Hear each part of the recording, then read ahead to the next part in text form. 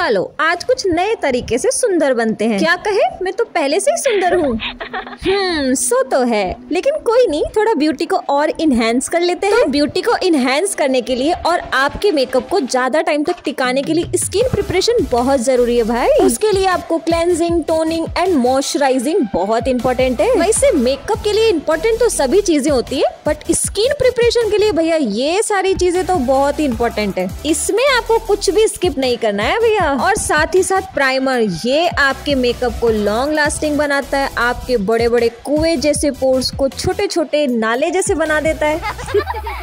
मतलब सरल भाषा में बोलूं तो मिनिमाइज कर देता है बाबा। क्या आप भी मतलब बातों पे ही जाते हो। अब थर्ड इंपॉर्टेंट चीज होती है आपका करेक्शन। आपको अपने स्किन के अकॉर्डिंग करेक्शन करना होता है भाई। ज्यादा डार्क सर्कल्स नहीं है तो अपनी स्किन से 2 से 3 शेड डार्क वाला भी करेक्टर यूज कर सकते हो, मतलब कि कंसीलर। और भैया अगर उससे काम नहीं चल सकता है तो please don't skip orange character. तो मेरा तो उससे काम नहीं चला, इसलिए मैंने बिल्कुल चिन्ना मिन्ना सा ना ऑरेंज करेक्टर उसमें ब्रश में ही पिक कर लिया था। वो मैंने दिखाया नहीं है, बट मैं आपको बोल के जरूर बता देती हूँ। और इसको बिल्कुल छोटे पफी ब्रश से मैं हल्के हल्के हाथ से ब्लेंड कर रही हूँ। प्रॉपर ब्लेंड नहीं करना है, बस जहाँ पे है प्रॉब्लम वहीं पे लगाया और छोड़ दिया। उसके बाद ये NYB का नकली फाउंडेशन, बकवास, I don't like this foundation. देखो सबसे पहले तो ये ना डालते से इतना पानी के जैसे बहने लगता है, बहुत ही ज्यादा। इसका मतलब साफ साफ है कि ये आपको फुल कवरेज नहीं देता है। दूसरी चीज, ये वाटर प्रूफ बिल्कुल भी नहीं है। इसको लगाने के बाद में अगर आपके चेहरे पे एक बूंद भी पानी चला गया ना तो लिटरली पूरा बह जाना है इसने वहीं से। तो फिलहाल अभी हम यही सेम फाउंडेशन यूज करने वाले हैं लूज पाउडर के साथ मिक्स करके।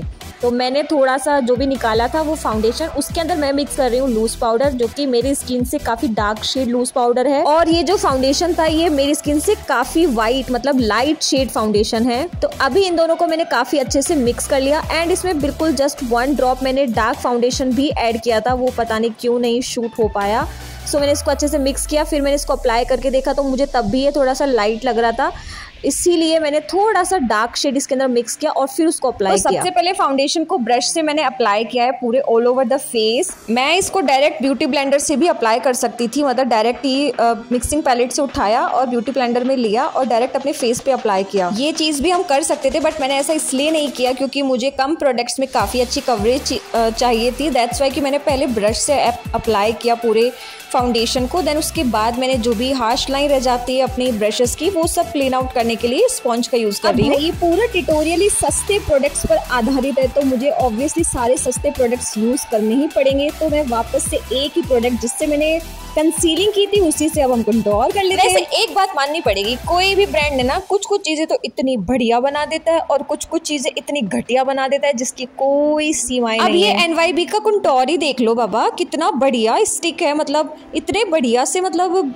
अप्लाई होता है और ब्लेंड भी हो जाता है, बिल्कुल मेहनत ही नहीं करनी पड़ती है, बहुत ही प्यारा है। मतलब अब मेरे साथ तो ये ऐसा हो गया ना कि एक तो ये एग्जैक्ट मेरे स्किन पर बिल्कुल चला जाता है, ना तो बहुत ज्यादा डार्क है ना बहुत ज्यादा लाइट है, तो मतलब प्रॉपर एक तो मेरी स्किन पे चला जाता है। दूसरी चीज ये बहुत ही मक्खन की जैसे ब्लेंड हो जाता है। तीसरी चीज बहुत ही सस्ता है बाबा, 100 रुपए में लिया था मैंने पर्पल से। और अब इस पूरे कंटूर को अपनी अपनी जगह पे वहीं की वहीं ब्लेंड करना है, ज्यादा फैलाना नहीं है, जहाँ पे काटा है वहीं पे ब्लेंड करना है। That's it. इधर उधर लेके गए तो और जगह पे कट जाएगी। चलो अब आगे बढ़ते हैं लिक्विड ब्लशर पे। अब देखो ब्लशर लगाने के लिए भी मैं सेम ब्रश यूज कर रही हूँ जिससे मैंने फाउंडेशन लगाया था और जिससे मैंने कंटूर भी मतलब ब्लेंड कर लिया।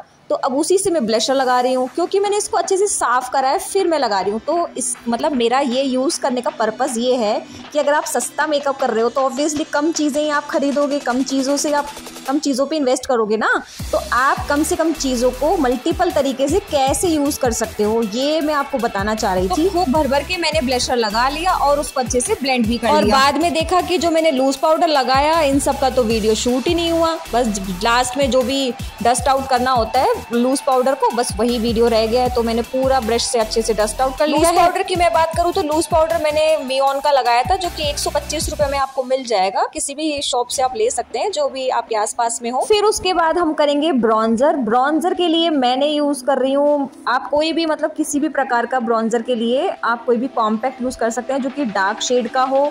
आप किसी भी तरीके का आई शेडो भी यूज कर सकते हैं, किसी भी तरीके का नहीं, ब्राउन शेड का आई शेडो भी आप यूज कर सकते हो ब्रॉन्जर करने के लिए। हल्का सा उसके अंदर ना कॉम्पैक्ट मिक्स कर लेना। मतलब अब देखो ये जो पैलेट दिख रही है ना, ये मात्र 300 रुपए की है और ये मेरे 3 काम कर देगी। मतलब ब्लशर का काम कर दिया इसने, अगर मेरे को पाउडर ब्लशर लगाना हो तो अब मेरा हाईलाइटर का काम कर दिया 200 रुपए और आई शेडो का भी मेरा ये काम कर देगी। तो मतलब 300 रुपए में 3 काम कर देगी मेरा। साथ ही साथ इसके अंदर लिपस्टिक वगैरह भी बहुत सारी चीजें हैं जिसको मैंने यूज नहीं किया है। देखो यहाँ तक तो मेरा मेकअप हुआ 100 रुपए का, मतलब पूरा अभी तक का, जिसमें मैंने 100 रुपए की चीजें यूज की है। अब देखो पूरे मेकअप में ना सिर्फ आई बेस बनाने के लिए मैंने फॉरएवर 52 का कंसीलर यूज किया है, क्योंकि मेरे पास में इससे सस्ता कोई भी कंसीलर वगैरह कुछ भी नहीं था। अगर आपके पास में है ना तो आप उससे आई बेस आराम से बना लेना, कोई दिक्कत नहीं है। देखो कोई भी क्रीम बेस्ड प्रोडक्ट होता है ना जिसको हम ब्रश से लगाते हैं अपने फेस पे, तो उसको ब्यूटी ब्लेंडर से ब्लेंड करना जरूरी है, नहीं तो फिर वो ब्रश की लाइंस नजर आती है। तो ये एक्सप्रेशन इसलिए था कि मुझे पता ही नहीं मैं क्या करने वाली हूँ आंखों में, लेकिन फिर सोचते सोचते दिमाग कहीं पहुंचा और रुका। अब मैंने डिसाइड किया कि मैं कुछ